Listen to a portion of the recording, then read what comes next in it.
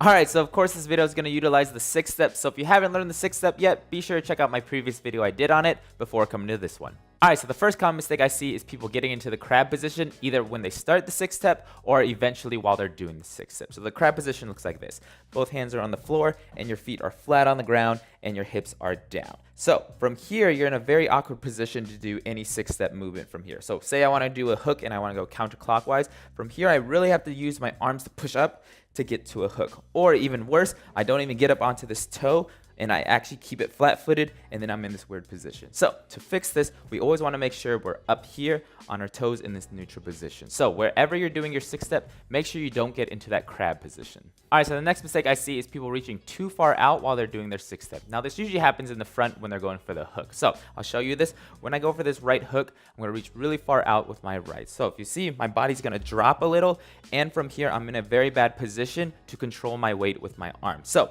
the farther your shoulder is away from being above your hand, the more strength you're going to need to push off and utilize it to go around in a circle. So this next step is going to be very hard to hold because my shoulder is not above my hand. So what you want to do to fix that is you want to have your shoulder and your hand in one line together. That way you have the best leverage. So when I go for my hook, as I reach here, you see that my arm is in a perfect line. So my shoulder is aligned with my hand and everything is good here. That way, when I push off for the next move, I don't need to use enough strength because I have a lot of leverage.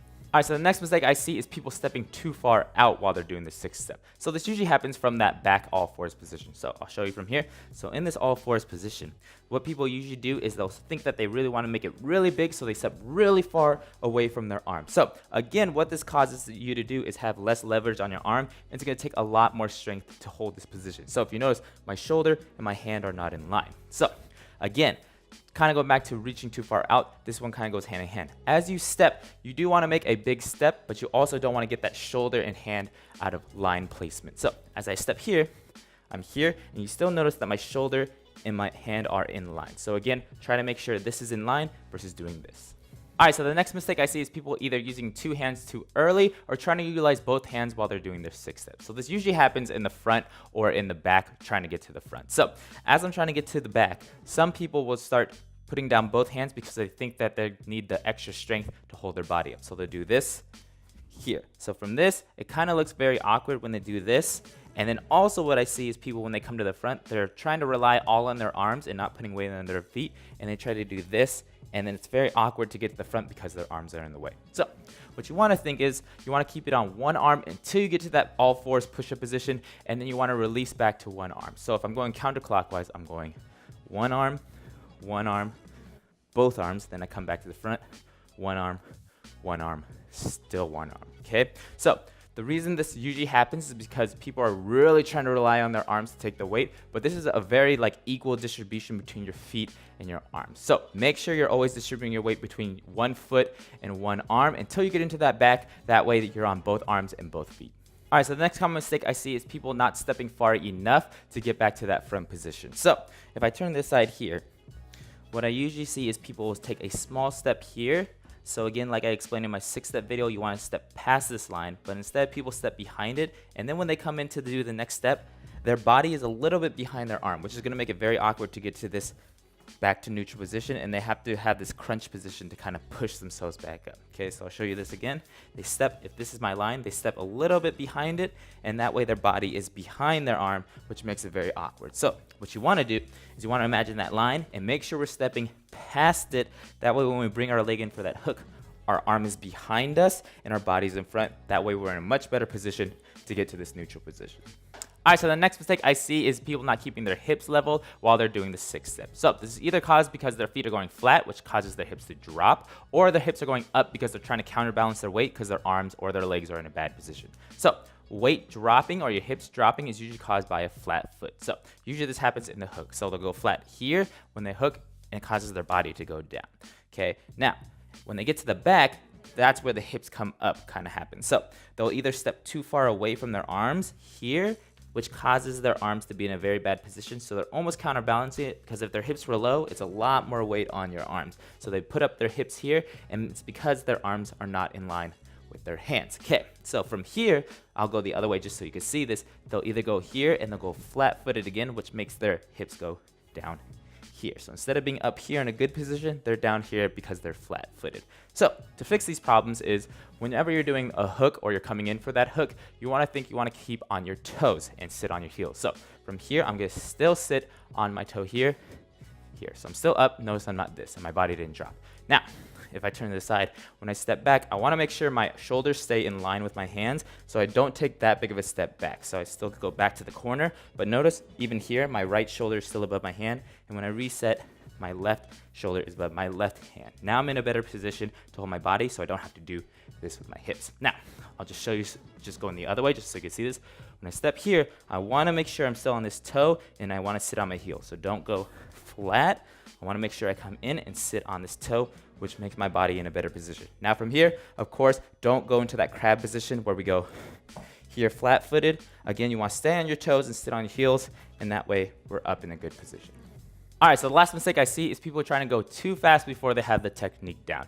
Now, I'm sure we've all done this because we want to be really fast while we do our footwork, but you really want to get the technique down before you start speeding up the tempo, okay? So usually I see sometimes they even start in this weird position here, and they just start throwing their body around and not having good technique. So again, you really want to make sure you have your technique down. So the only way to really fix that is to really practice it slowly, get everything right. So just to go through that again, making sure we're sitting on that heel and staying on our toe, keeping our arms in line with our hand, and then when we step back, our knees are slightly bent, still arms in line with our hands, stepping in front of our hands so our body is going to get in front, staying on that toe, sitting on that heel, and again, of course, coming to that neutral position, okay? So once you get all that technique down, then you can speed it up.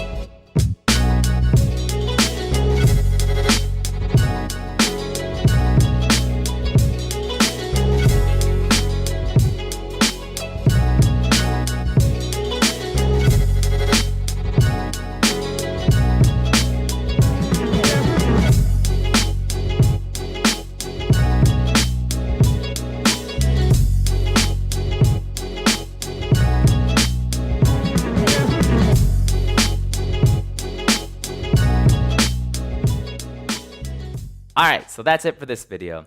Now those are 7 common mistakes I generally see people do while they're doing the 6 step, but go ahead and comment below and let me know what problems you're having so I can try to help fix them. Alright, so like always, if you like the video, be sure to like it, share it with anyone and everyone, and subscribe to my channel. And again, leave a comment below and let me know what mistakes you're struggling with. I'll see you in the next one. When people take a too big step. Okay, here we go.